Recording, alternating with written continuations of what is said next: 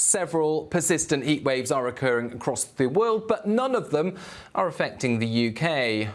Why is that the case? Are there any signs of a change in the weather patterns during the next few weeks? And how does this July compare with last July?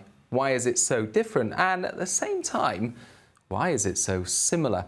I'll be answering all those questions in this week's Deep Dive. Thank you for joining me. We do these deep dives every Tuesday, an in-depth look at the UK's weather. And in this deep dive, I'm going to be taking an in-depth look at the global weather patterns and how they're all interlinked at the moment and why they are so persistent. If you enjoy these deep dives, don't forget to comment, hit the like button. We like to see your comments and answer your questions as much as possible. And of course, hit subscribe if you want to tune into more of these in the future. But let's start things by taking a look at the global atmosphere. This is a chart that shows the highs and lows across the world. Now, technically, this chart shows the pressure at around about 18,000 feet or 5.5 kilometers above the atmosphere, and the anomalies in that pressure compared with average. The blues effectively show where we've got lower pressure than normal, and the reds or oranges show where we've got higher than normal pressure. And there are lots of blobs on there. And let's just orientate ourselves for a moment. That's the North Pole. So we're looking down from space. That's the North Pole. That's the UK under this blue blob. That's the Mediterranean under the orange blob. And we've got the Atlantic here, there's Greenland, there's North America. And if you count the blue blobs, you'll notice 1, 2, 3, 4, 5. There are 5 of them. There are also 5 corresponding orange blobs. 1, 2, 3, 4, well, 5. There's about 5 of them. And this pattern where we've got 5 blues and 5 oranges together, this ridge trough couplet, it's known as a wave number 5 pattern, and it's important because this wave number 5 pattern we also saw this time last year. Let's take a look at last year. This was this time last year, and if you remember, we were facing on the 19th of July 2022, the first time on record the UK had experienced 40 Celsius. And this chart shows 5 hotspots across the world at that time. We've got 1 over there in the Pacific, 1 over the USA, 1 over much of Europe, Central Asia, Eastern Russia. 5 ridges in the jet stream, 5 heat waves, 5 hotspots. And this time last year, we were talking about why we had such intense heat across Northern Europe. And one of the reasons, as well as this area of high pressure that dominated and southerly winds drawing up heat from the Mediterranean and Spain and so on, and as well as a deficiency in the soil moisture, so there were several factors. But one of the reasons was this wave number 5 pattern.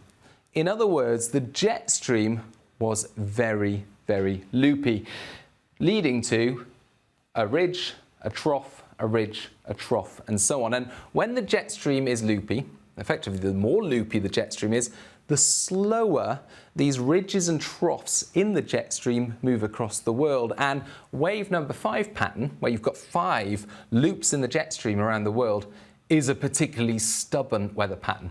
So if you have 3 ridges and troughs in the jet stream, for example, you often see that, then these ridges and troughs just progress across the world. So at one point you've got high pressure, another point you've got low pressure. But these things change, after a few days, high pressure gets replaced by low pressure and so on. We're used to that in the UK.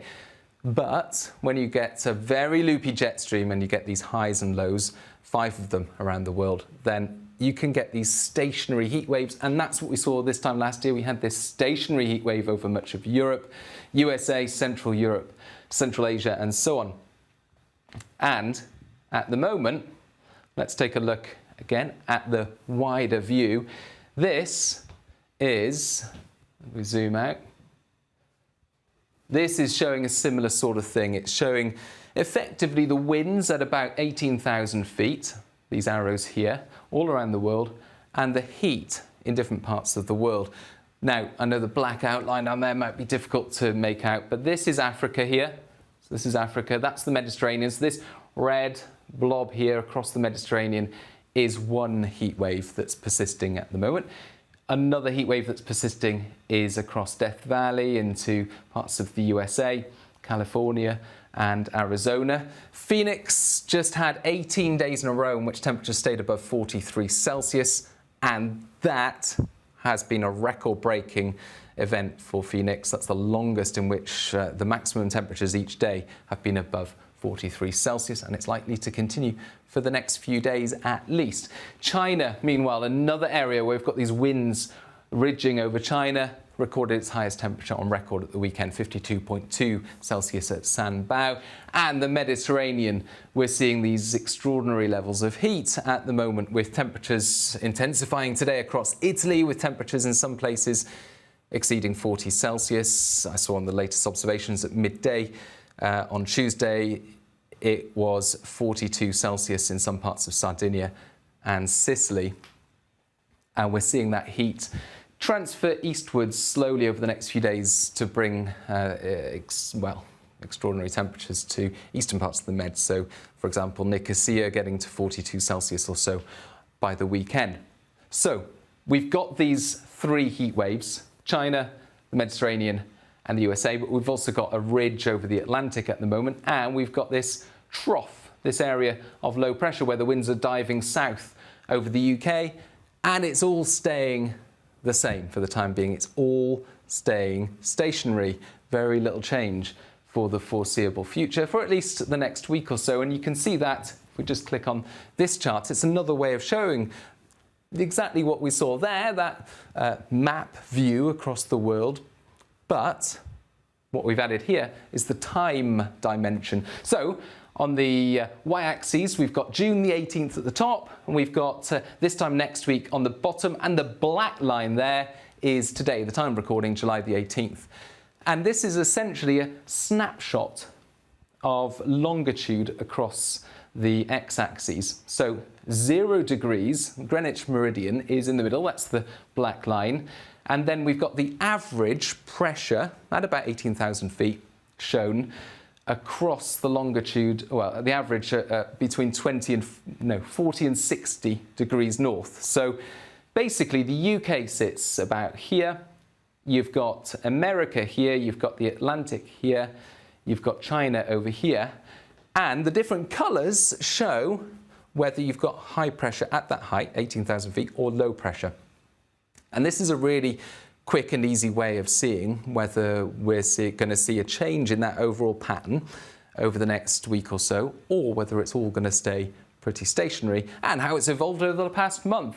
So if you look back middle of June, we've got this orange-red colour, and that's when we had high pressure in charge over the UK. So this blob here over the Greenwich meridian showing high pressure.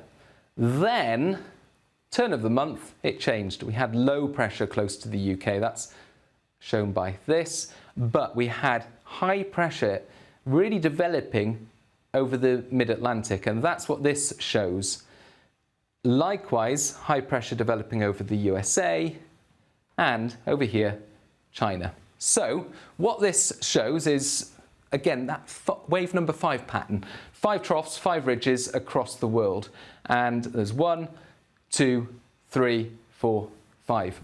And what you'd want to see, if you want things to change, are these weather patterns exhibiting a diagonal look, because they would be moving through time. They'd be moving west to east, for example, through time, just like they did earlier in June. But instead, they're going straight down. So this high pressure in the Atlantic, for example, is just going straight down. Effectively, it's staying in the same place for the next week or so. And likewise, low pressure close to the UK, staying where it is for the next week or so.